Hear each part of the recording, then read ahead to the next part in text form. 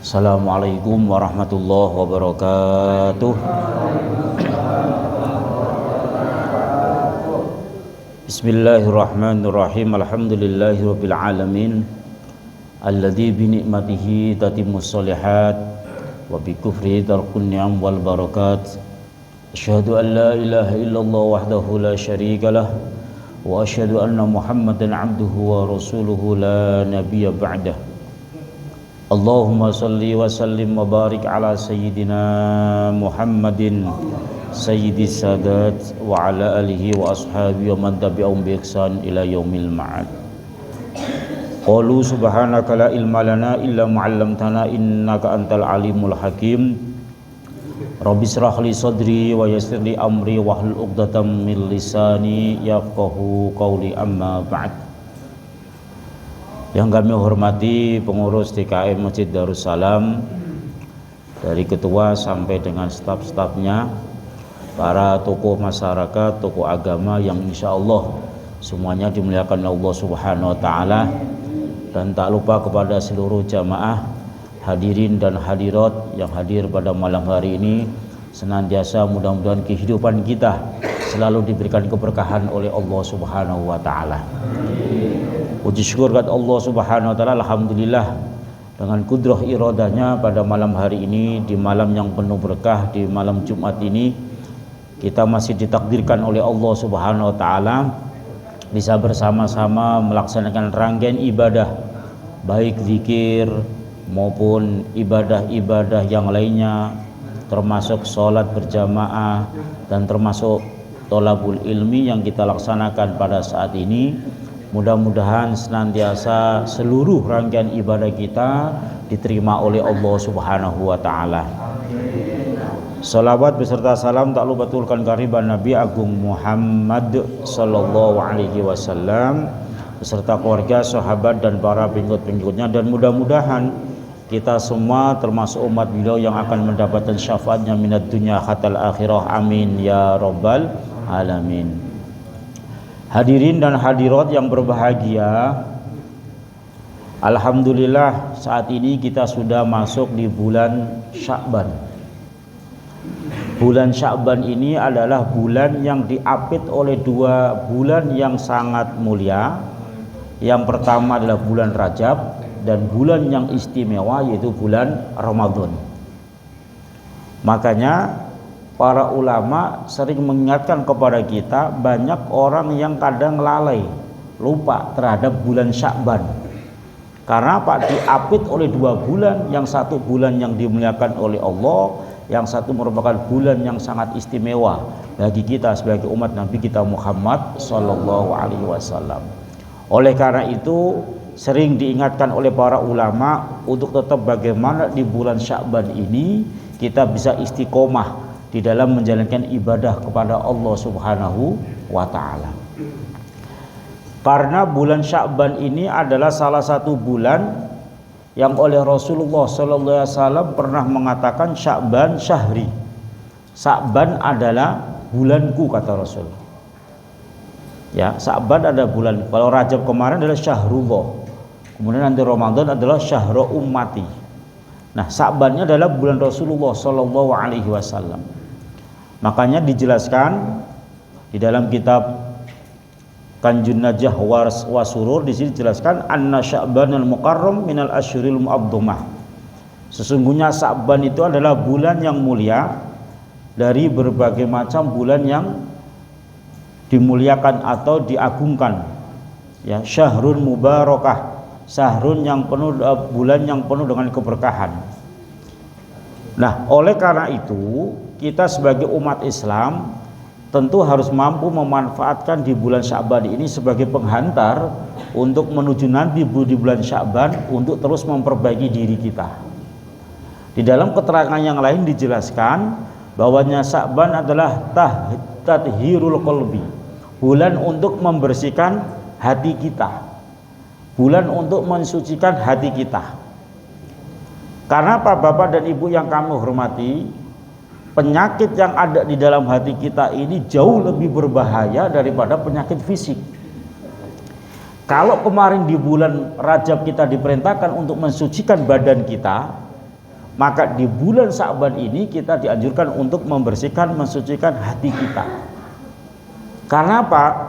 Kadang hati kita ini penuh dengan penyakit, hati kita ini penuh dengan noda dan dosa, atau penuh dengan kotoran, tetapi kita terkadang nggak merasa. Nah, inilah berbahayanya. Karena apa? Penyakit hati itu sebenarnya yang tahu hanya diri kita dengan Allah sebenarnya. Cuma kadang kita nggak merasa kalau kita punya penyakit hati. Makanya penyakit hati sulit untuk dideteksi.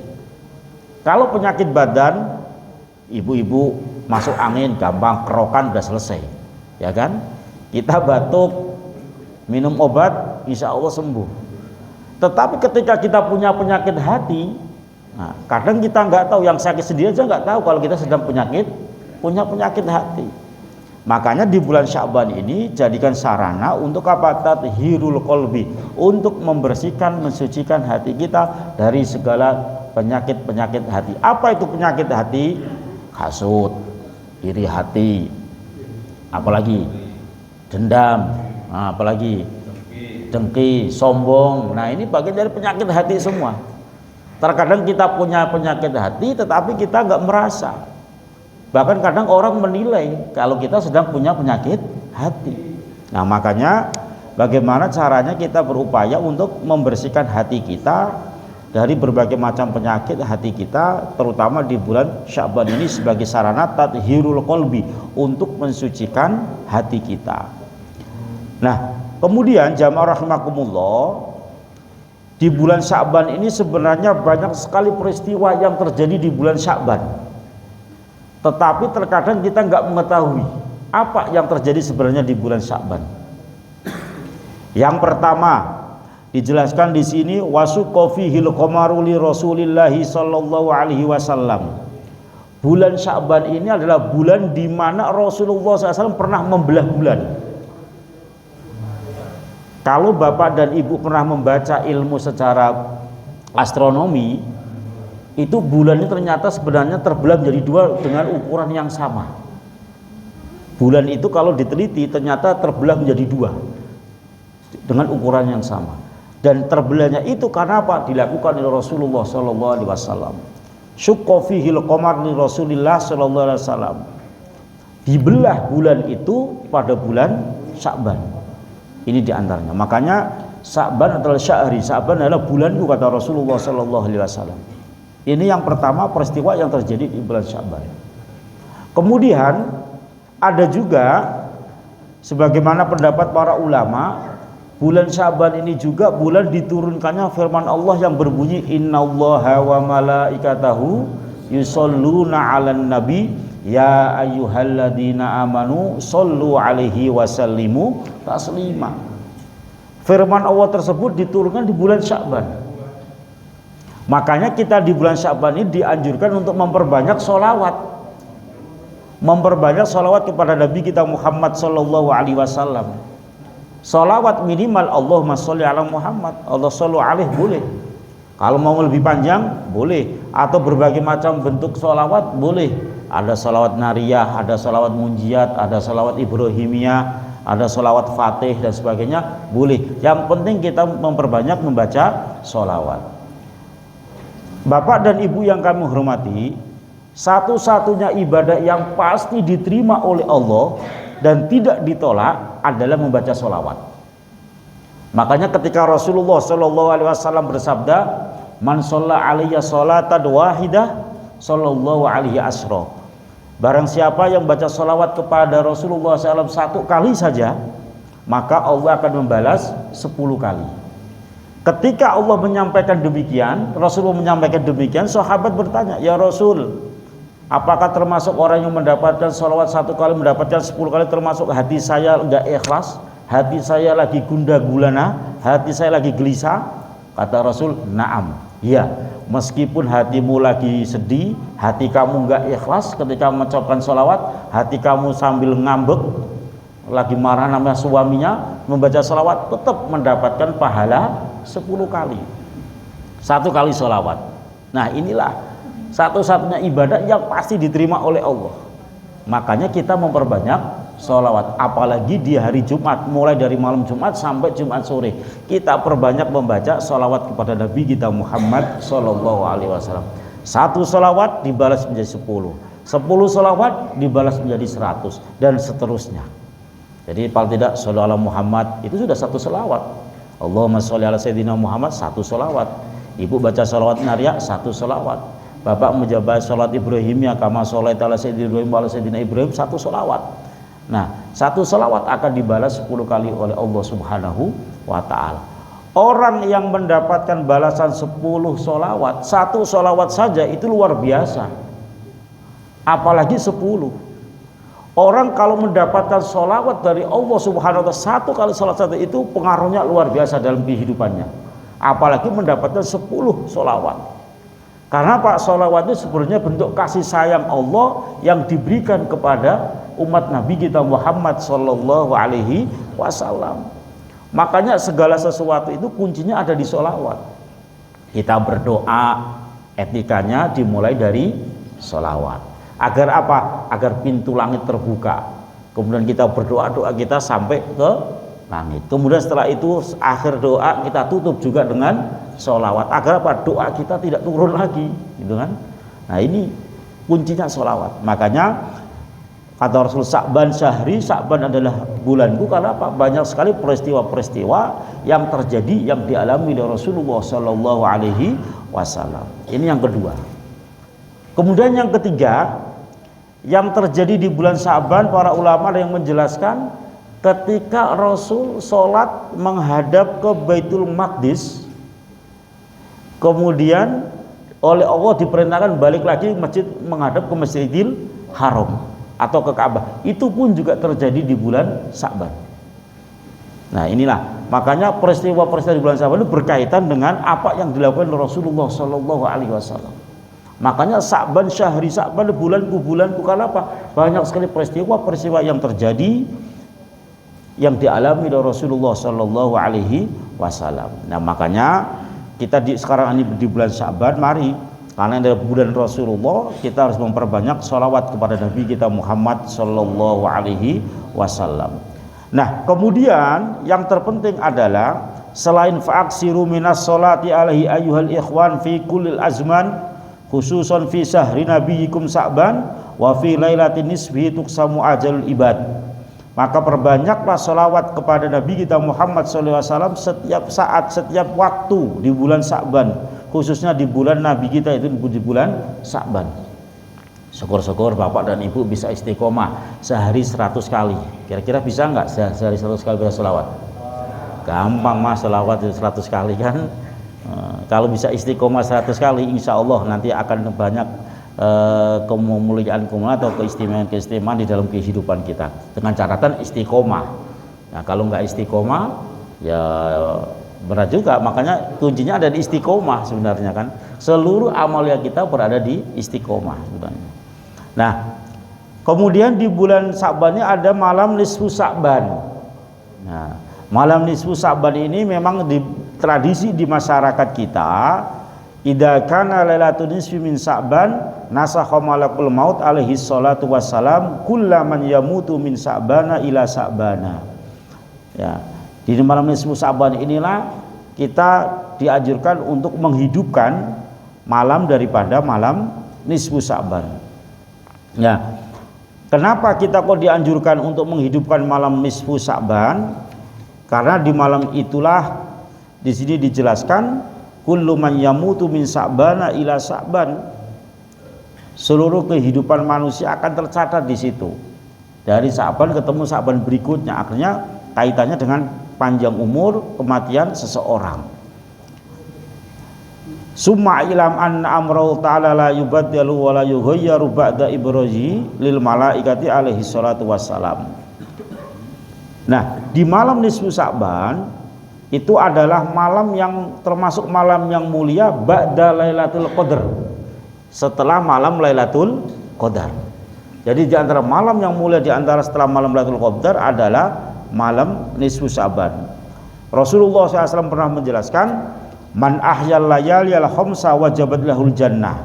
Barang siapa yang menghidupkan malam-malam yang 5, menghidupkan malam-malam yang 5 itu dipenuhi dengan banyak ibadah, wajabat lahul jannah, maka dia berhak untuk mendapatkan surganya Allah Subhanahu wa taala. Apa 5 malam tersebut? Yang pertama Lailatul Tarwiyah, malam tarwiyah. Malam tarwiyah itu apa? Malam orang-orang mau menuju ke padang Arafah. Itu hari tanggal 8 Dzulhijjah, malamnya berarti besoknya hari Arafah, malamnya itu adalah malam tarwiyah. Kemudian Walailatul Arafah, malam Arafah. Malam Arafah berarti malam ke-9-nya. Kalau tarwiyah adalah malam ke-8-nya, tarwiyah adalah malam ke-9-nya.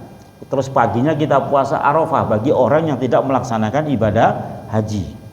Itu malam itu kita hidupkan dengan berbagai macam aktivitas ibadah. Walailatan Nakhri, dan malam hari raya kurban, hari raya Idul Adha.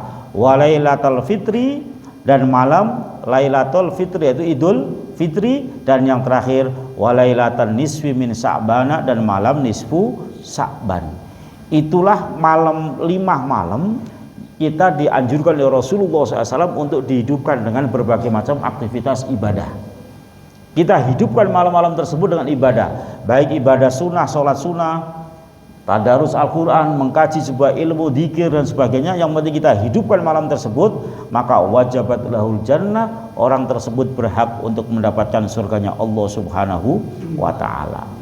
Nah, ini kembali berkaitan dengan malam nisfu Sa'ban, adalah salah satu malam yang sangat kita dianjurkan untuk menghidupkan malam dengan berbagai macam ibadah. Kalau bulan Rajab, keutamanya itu 10 hari pertama, tanggal 1 sampai tanggal 10. Kalau Ramadan, yang paling utama adalah 10 terakhir, dari malam 21 sampai terakhir.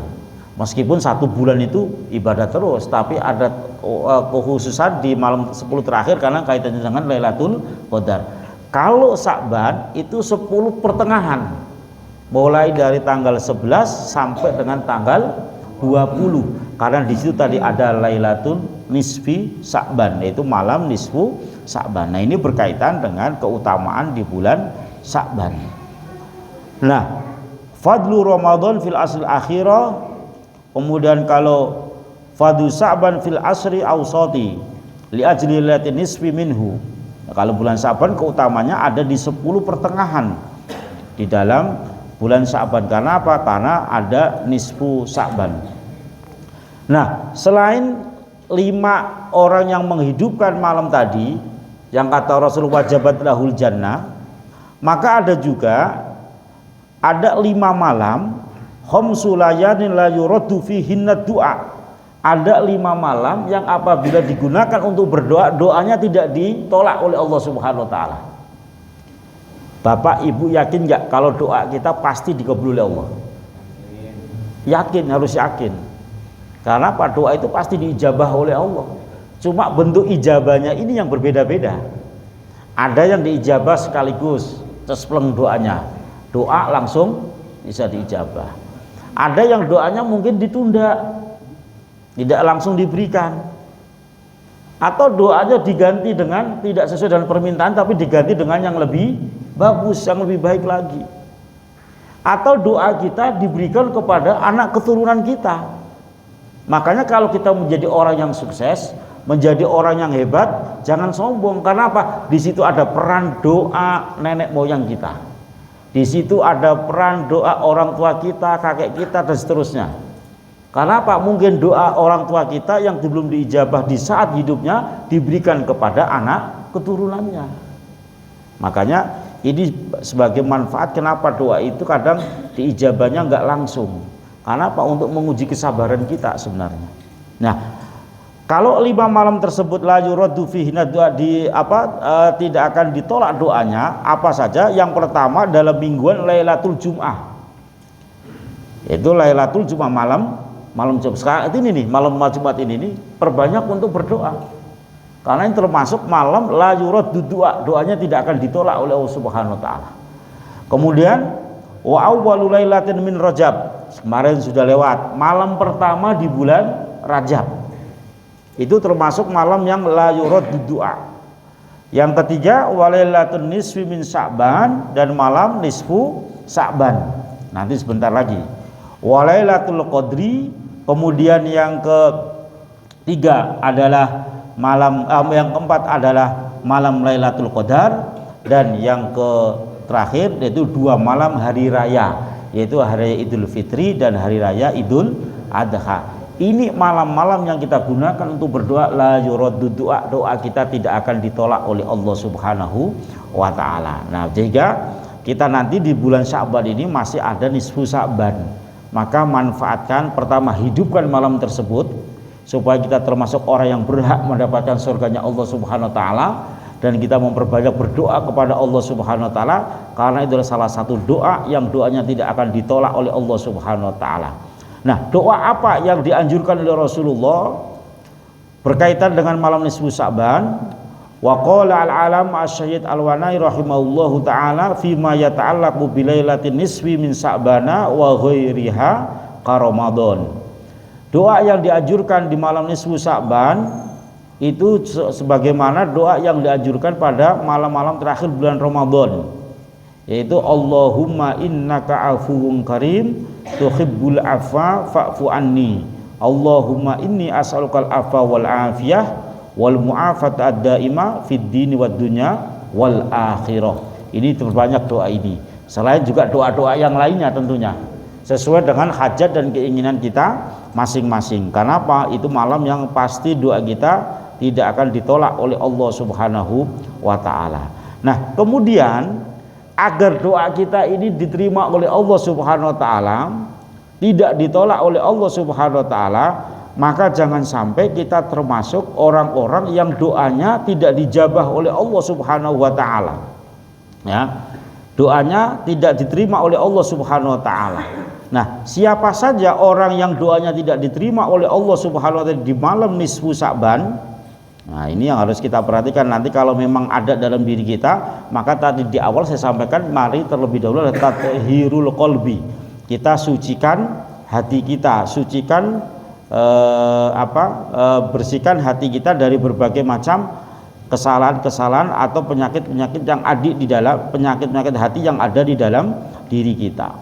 Di antaranya orang yang pada malam nisfu Sya'ban doanya diterima oleh Allah Subhanahu wa taala, ada orang yang tidak diterima doanya oleh Allah Subhanahu wa taala. Di antaranya adalah orang yang pertama tentunya orang yang musyrik, orang yang menyekutukan Allah Subhanahu wa taala, baik dalam bentuk perbuatan, sikap dan sebagainya. Itu termasuk orang-orang yang tidak akan diterima doanya oleh Allah Subhanahu wa taala. Maka kalau perilaku kita ada masih berkaitan dengan perilaku yang musyrik, maka kita bertaubat terlebih dahulu kepada Allah Subhanahu wa taala, kemudian kita perbaiki diri kita. Kemudian yang kedua, akul waliden, yaitu orang yang durhaka kepada kedua orang tua. Kita ini semuanya sebagai anak dari orang tua kita. Maka kalau kita masih ada sifat durhaka kepada kedua orang tua kita, maka kita harus mohon ampun pada Allah, bersihkan diri kita, bersihkan hati kita, sehingga kita termasuk mudah-mudahan tadi doanya yang diijabah, yang tidak ditolak oleh Allah Subhanahu wa taala. Berarti termasuk orang yang durhaka kepada orang tua, yang doanya tidak akan diterima oleh Allah Subhanahu wa taala. Termasuk kategori orang durhaka itu orang yang nggak pernah mendoakan sama sekali kedua orang tuanya. Ini sudah termasuk orang durhaka. Makanya minimal kita ini setiap habis sholat 5 waktu, kita doakan orang tua, paling tidak bacakan surat Fatihah, kalau tidak memohonkan ampun kepada Allah atas dosa-dosa kedua orang tua kita. Jangan sampai nggak pernah mendoakan sama sekali, ya. Bahkan kalau kita mendoakannya itu baru setelah sholat 5 waktu, itu termasuk masih kategori orang yang sangat pelit sekali mendoakan orang tua, hanya sholat 5 waktu. Makanya kalau kita perbanyak memohonkan ampun pada orang tua kita. Setelah habis sholat, habis adzan, itu para ulama mengajarkan setelah kita selesai baca doa setelah adzan, Allahumma rabba hadhihi da'wati tammah, dan seterusnya sampai selesai. Terakhir rabbighfirli wali walidayya, rabbighfirli wali walidayya. Ada ulama membacanya sampai 5 kali. Rabbighfirli wali walidayya, rabbighfirli wali walidayya, rabbighfirli wali walidayya. al jamil muslimina amin. Itu untuk apa? Agar kita sering mendoakan kedua orang tua kita. Itu orang yang durhaka, yang doanya tidak akan diterima oleh Allah Subhanahu wa taala. Kemudian yang selanjutnya adalah muskhinan, orang yang masih bermusuhan. Nah ini, kalau saudara sesama muslim masih bermusuhan di malam nisfu Sa'ban itu dia berdoa, doanya tidak termasuk yang tidak diterima oleh Allah, doanya ditolak. Makanya sebelum menjelang Ramadan itu kenapa kita dianjurkan harus membersihkan hati kita, saling memaafkan satu dengan yang lainnya, itu tadi agar doa-doa kita itu nanti diijabah oleh Allah Subhanahu wa taala. Jangan sampai kita masih masih ada kegenjalan kepada saudara sama muslim, masih bermusuhan. Nah, makanya kalau kita masih ada bermusuhan, paling tidak kita harus saling memaafkan. Ya, jangan sampai masih ada saudara-saudara kita masih ada perasaan gak enak dengan kita karena perbuatan kita, karena sikap kita dan sebagainya. Itu termasuk orang yang akan doanya ditolak oleh Allah Subhanahu wa taala, yaitu orang yang masih bermusuhan. Kemudian selanjutnya adalah mudminan, orang yang masih kecanduan apa? Ya bisa kecanduan minuman keras, bisa kecanduan perbuatan dosa. Jadi dia masih bergelut dengan perbuatan dosa. Ini termasuk orang yang ketika nanti di malam nisfu Sa'ban berdoa kepada Allah, doanya tidak diterima, doanya ditolak oleh Allah Subhanahu wa taala. Nah, ini adalah kelompok-kelompok yang termasuk orang yang doanya ditolak oleh Allah Subhanahu wa taala ketika malam nisfu Sa'ban dia bermunajat, berdoa kepada Allah Subhanahu wa taala. Nah, oleh karena itu jamaah rahimakumullah, mari kita sebelum datangnya malam nisfu Sa'ban, mari kita saling memperbaiki diri kita. Kita bersihkan diri kita baik secara fisik maupun secara rohani kita, secara zahir maupun batin kita, agar kita ini benar-benar bersih lahir dan batin. Harapannya di bulan Ramadan nanti adalah kita bisa maksimal beribadah kepada Allah Subhanahu wa taala, tidak ada ganjalan suatu apapun di dalam kita melaksanakan ibadah di bulan suci Ramadan. Kemudian Bapak dan Ibu yang kami hormati, selain kita memperbanyak doa di malam nisfu Sa'ban, kita pun dianjurkan untuk taqra'u surat Yasin, membaca surat Yasin salasan 3 kali. Salasan 3 kali. Taqra'u awwala qabla dzalika du'a ba'da sholatil maghrib. Ya. Membaca surat Yasin 3 kali. Kemudian al-ula biniyati tulil umur. Yang pertama diniatkan untuk panjang umur, untuk taat beribadah kepada Allah Subhanahu wa taala. Jadi niatnya adalah untuk panjang umur, untuk ibadah. Kalau panjang umur untuk maksiat, untuk bila min dalik ya. Jadi panjang umur tapi untuk ibadah kepada Allah Subhanahu wa taala. Kemudian wasaniyatu biniyati daf'il bala. Niat yang kedua adalah diniatkan untuk menolak bala di tahun yang akan datang. Dan yang ketiga wasalisatu biniyatil istighna'i anin nas, yaitu niat yang ketiga mudah-mudahan diberikan kecukupan di dalam kehidupan kita. Rezeki itu jangan minta banyak, rezeki itu mintanya cukup. Jadi kalau apa-apa cukup, ya kan? Mau bangun rumah cukup, mau beli mobil cukup, ya cukup. Kalau cukup kan enak, ya kan? Kalau banyak belum tentu cukup. Makanya mintanya kepada Allah jangan rezeki yang banyak, rezeki yang cukup. Nah, ini. Nah, kalau rezeki yang banyak itu kan banyaknya kan standarnya beda-beda, relatif ya kan. Kalau cukup, apapun yang kita inginkan cukup, tercukupi. Nah, itu. Nah, ini niatnya. Nah, kemudian tata caranya wa kullama taqra'u surata marratan taqra'u ba'daha ad-du'a marratan. Tata caranya, pertama kita niat tadi panjang umur untuk ibadah, baca surat Yasin, selesai doa. Selesai Yasin pertama, doa, baca doanya. Kemudian setelah doa selesai, niat yang kedua tadi adalah niat untuk tolak bala, baca Yasin, doa lagi. Kemudian baca niat yang ketiga, baca Yasin, doa lagi.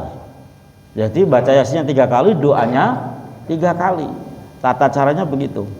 Jadi ketika membaca surat Yasin sekali, maka setelah membaca surat Yasin dia membaca doa sekali. Kemudian dilanjutkan niat yang kedua baca Yasin, setelah Yasin doa lagi. Nah, doanya sudah sering dibaca di dalam majmu' itu banyak kaitannya dengan doa baca surat Yasin itu. Yang Allahumma ya dzal manni wala yamunna ilaihi ya dzal jalali wal ikram dan seterusnya, itu adalah doa yang ketika baca ketika kita melaksanakan baca Yasin di malam nisfu Sya'ban. Nah, bacanya 3 kali. Dan niatnya tadi panjang umur untuk taat pada Allah, untuk tolak bala dan diberikan kecukupan oleh Allah Subhanahu wa taala. Nah, itu diantaranya ibadah-ibadah yang kita laksanakan di bulan Sya'ban.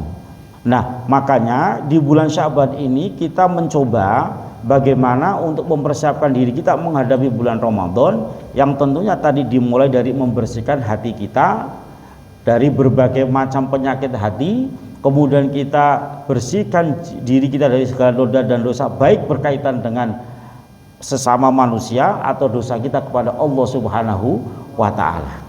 Kalau lahir kita sudah bersih di bulan Rajab, kemudian di bulan Sya'ban kita perbaiki hati kita, maka nanti di bulan Ramadan akan kita perbaiki roh kita, sehingga kita menjadi akhir Ramadan menjadi orang-orang yang benar-benar kembali kepada kebersihan kita, kebersihan diri kita, supaya kita diberikan keselamatan oleh Allah Subhanahu wa taala. Nah, ini kaitannya dengan yang perlu harus kita perhatikan di bulan Sya'ban. Makanya para ulama itu menasihati pada kita, banyak sekali orang yang lalai di bulan Sya'ban karena tadi tertutup oleh dihapit oleh bulan Rajab dan bulan Ramadan. Padahal di bulan Sya'ban banyak sekali peristiwa yang terjadi yang di dalam bulan Sya'ban yang dialami oleh Rasulullah, sehingga Rasul mengatakan bulan Sya'ban adalah bulanku.